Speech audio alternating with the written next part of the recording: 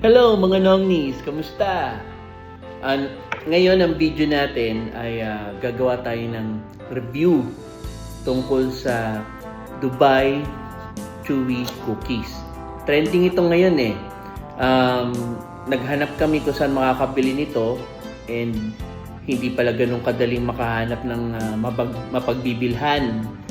And nung may nakita kami, bumili na kami ng 4. Ito.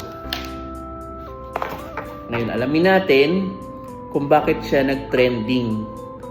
Tingnan natin kung anong lasa at kung ganun nga ba talagang texture niya na chewy. Okay, so ito yun. Bubukas tayo ng isa. Right.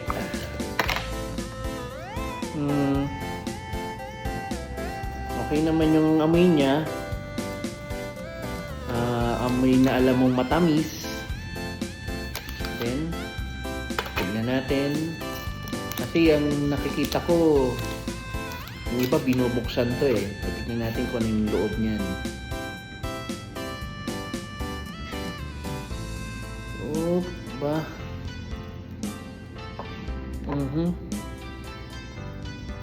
Ayun oh.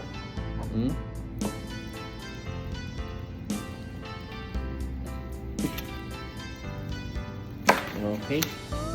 Tikman natin.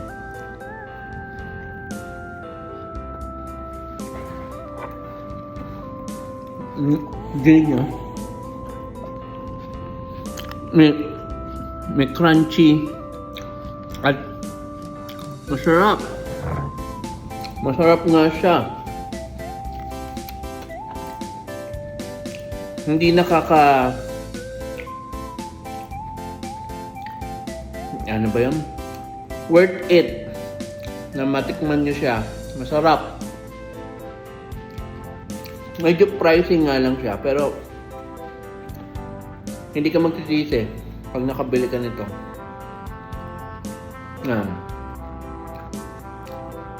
Kaya kung may mahanap kayo mapagbibilhan nito, well, actually, pwede kong ilagay yung link kung saan ko ito nabili sa comment box.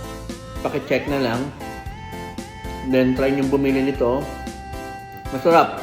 Hindi kayo magsisisi pag natikman nyo. Apa? Wala na.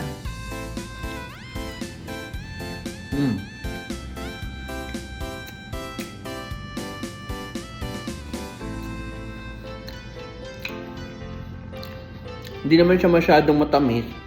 Pero, malasa siya. Saka, okay naman yung amoy niya. Ngayon, medyo may pagka-crunchy kahit na alam nating chewy talaga siya. Okay? So, check nyo lang yung link sa sa comment box. Bumili na rin kayo. Bye-bye. Paalam.